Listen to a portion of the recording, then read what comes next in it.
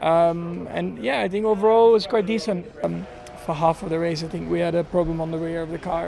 Listen, guys, everyone saw Max Verstappen finish P2 in Austria yesterday. What they did not see was that he drove the entire second half of that race with a broken rear axle and still nearly caught a Mercedes. While the headlines celebrate the podium, this video is about what Max revealed after the cameras left. What Juan Pablo Montoya said about Lewis Hamilton that unlocks 5 years of history in one sentence.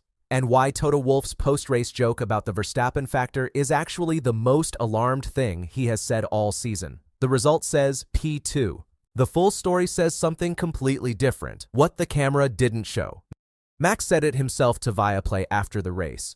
I had brake issues the entire race and, for half the race, problems with the rear of the car. He did not say this quietly.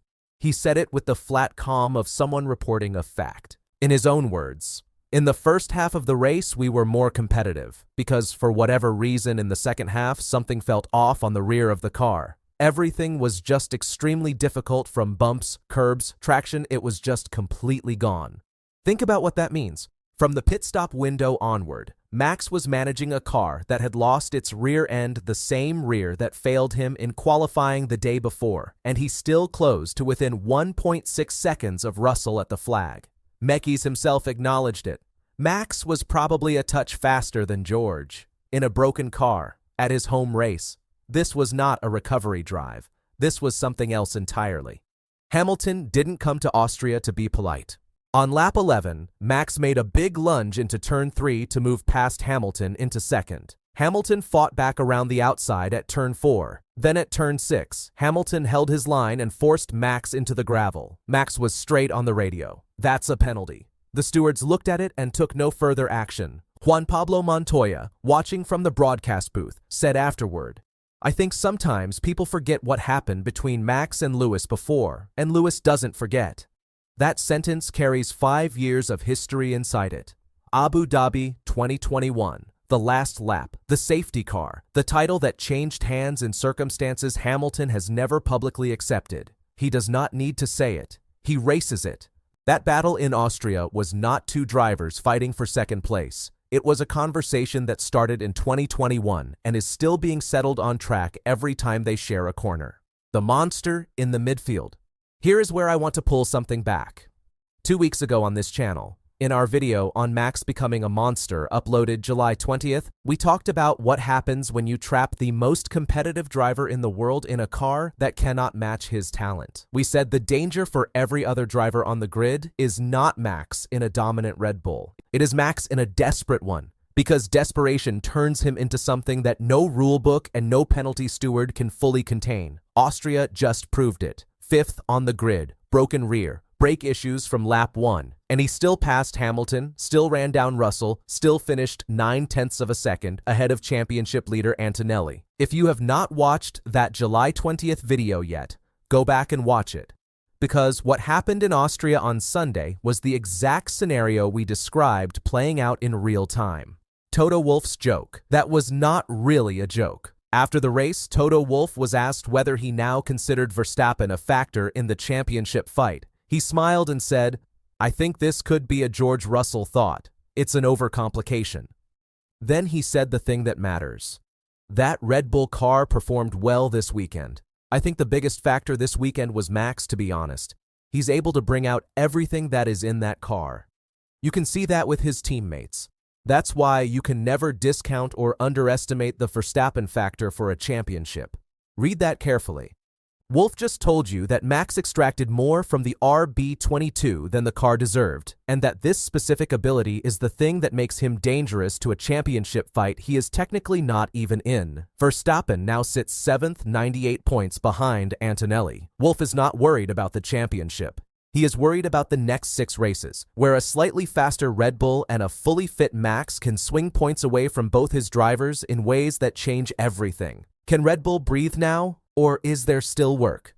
Max himself answered this directly in the post-race press conference. "This was the first time I felt like I could actually fight for the win."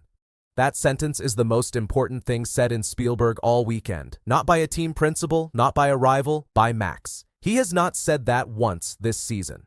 And he followed it with the caveat your audience needs to understand. He said, Red Bull needs to wait for Silverstone for a bigger data sample, because the Red Bull ring is a very short lap where many cars were close together, and some elements of the upgrade still need to be understood better. So, the honest answer to whether Red Bull can breathe is 1/2 breath. The upgrade delivered.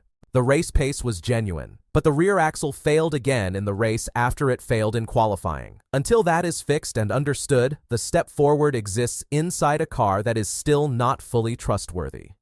The data and context layer. The numbers. Russell wins, Verstappen P2 by 1.611 seconds, Antonelli third.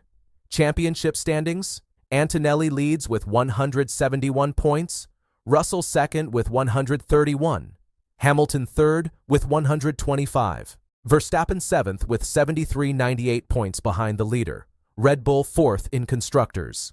The upgrade gap in race pace, 2 to 3 tenths per lap behind Mercedes, compared to 5 tenths in qualifying. That race pace figure is the one that matters for the exit clause conversation, because race pace is where championships are built and lost. British GP at Silverstone is next weekend, July 5th. Belgian GP follows on July 19th. Hungarian GP on July 26th closes the pre-summer break window. After Hungary, the exit clause is active and Max has until October. Mekis has already warned that Silverstone's layout will present different battery management challenges under the 2026 regulations, so Austria's step may not fully translate, and the Silverstone result will tell a different chapter of this story entirely. What happens next? This is the full picture of the Austrian GP. Max drove half a race with a broken rear axle, still nearly caught a Mercedes, battled Hamilton in a fight that carried 5 years of history, and walked away with the first result of 2026, where he genuinely believed he could win. Toto Wolff called it the Verstappen Factor, and immediately tried to laugh it off because a team principal who is truly comfortable does not bother deflecting. Red Bull can breathe, but not fully. The upgrade worked. The car still broke. Silverstone is next weekend, and it will answer whether Austria was a turning point or just a good weekend at a short track. Subscribe, because between now and Hungary on July 26th, every race is a chapter in Max's exit clause decision. The question Austria left unanswered. If the rear axle had held and Max had won at Red Bull's own circuit, would the exit clause conversation even still be happening?